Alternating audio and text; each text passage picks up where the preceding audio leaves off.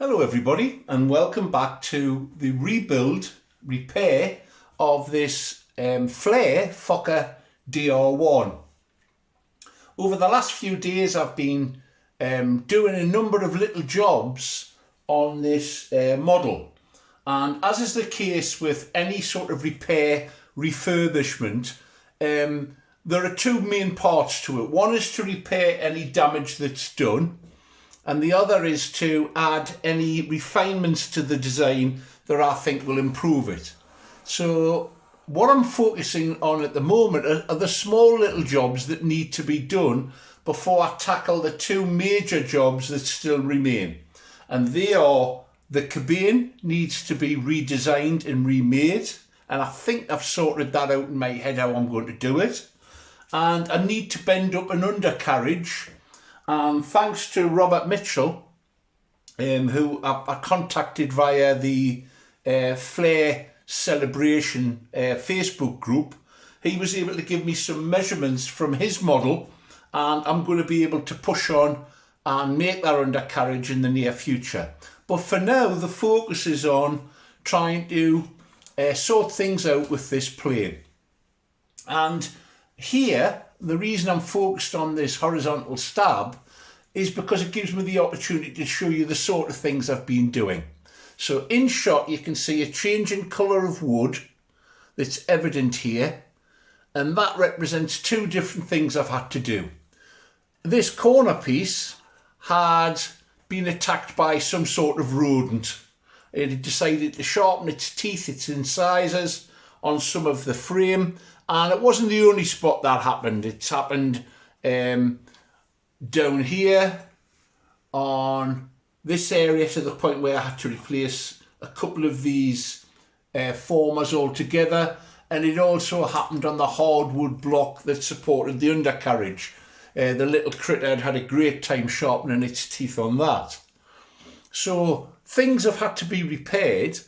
These other parts of that you can see added were my own idea, simply to add strength to these joints.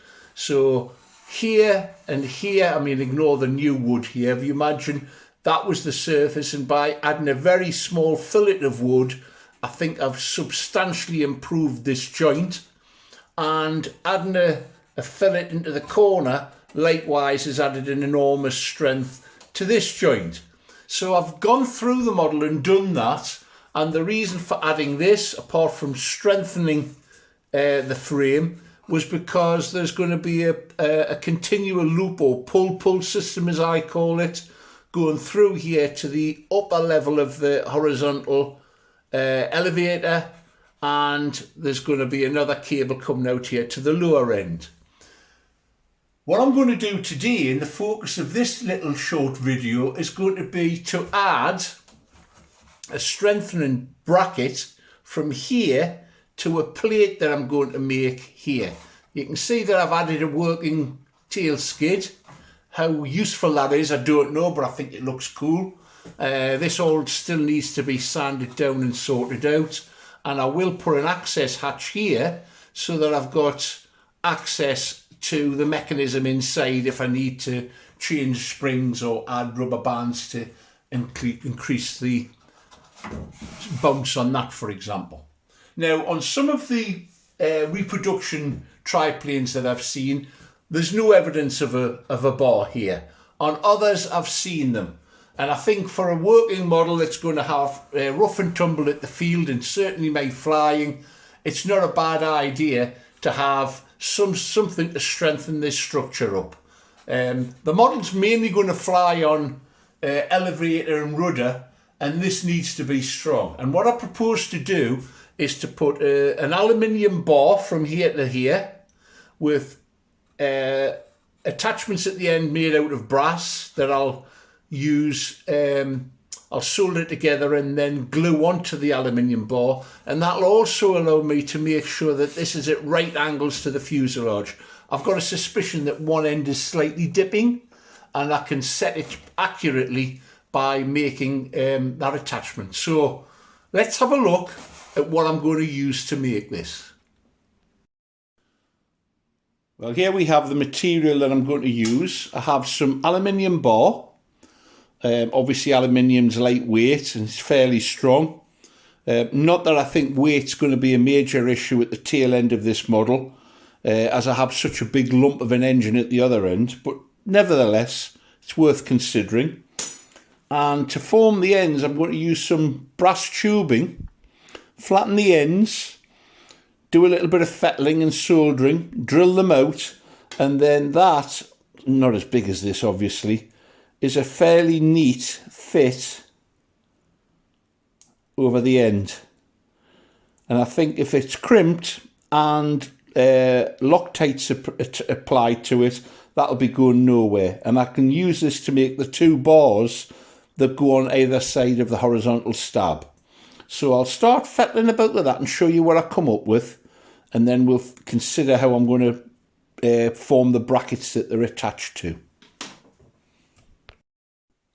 So I hope you can see the logic in what I've done here. I've pushed a bit of tubing onto the aluminium bar and I've crushed the end, and that's going to give me a flat surface to go onto the underside of the horizontal stab, and I'm going to just use the Dremel to round that over to neaten it up, clean this up a little bit.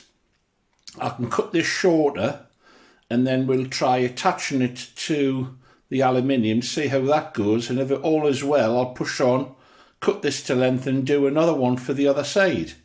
So I'm leaving it on here because it's easier to hold, and I'll just round this using the Dremel. Excuse the noise.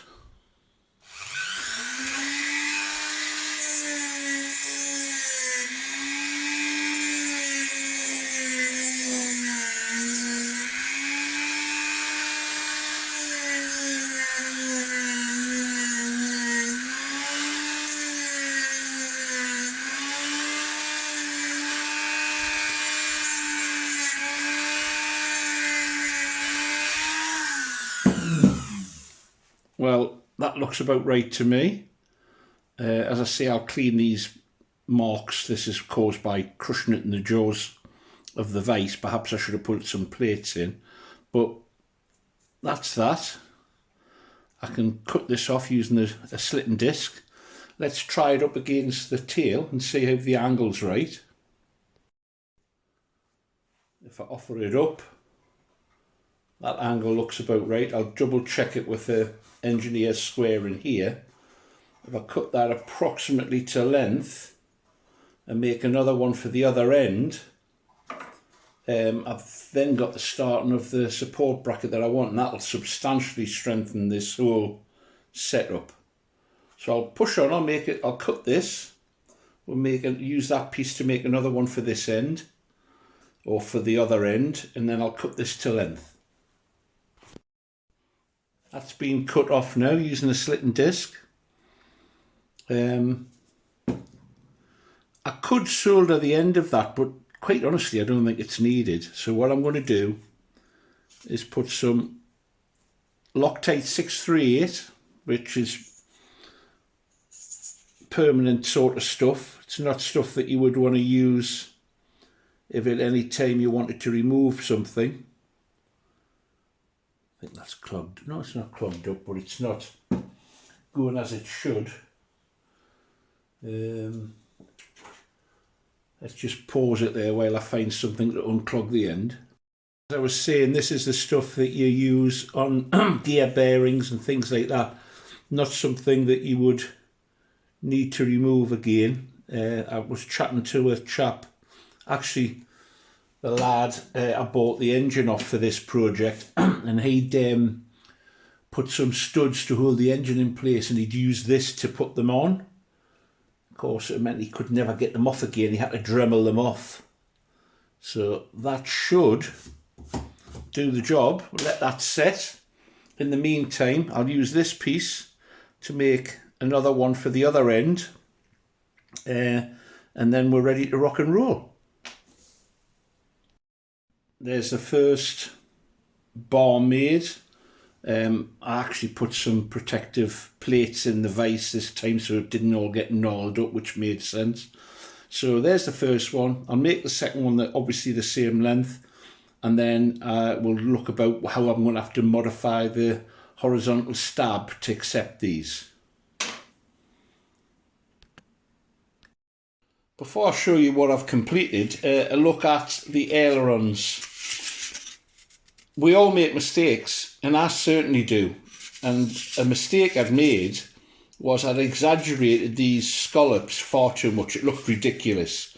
So I had to cut them out, put inlays in, and then re-scallop them. Of course, the original was caused by wire being pulled in as the dope shrunk, and it probably would have been even less than that. But once the covering's on, that'll be reduced even more. It tends to, with 2 layers overlapping there. But anyway, there you go. I'm fallible. I make mistakes, don't we all? Now let's have a look at the work I've been doing on the tail. And here we have it. So that was the bars or supporting brackets done. If you look closely, you can see I've done a little bit of marquetry here. That's what you call it, yeah. Some 1/64 plywood has been set into the tail surfaces above and below. They'll be drilled through these brackets, and a small bolt will be inserted through once all the covering's done and everything's done. I've done a heavier bracket, or heavier inlay rather, here, and this lower bracket will be bolted on, screwed in using 2 small screws. I may have to source them, have a scrap about in my box. If not, I might have to just get some in. But there you see, it's quite beefy, but it's a big beefy model, and I hope that's going to add an awful lot of rigidity to what is a very, very big tail surface.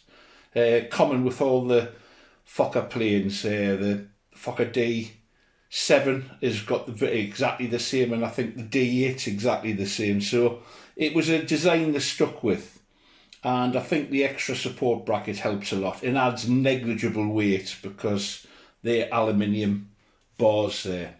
Hope you found that useful. Another little adventure in the build of the Fokker triplane. Thanks for watching. Please have a good time. Get flying. If you can't fly, let's get creative.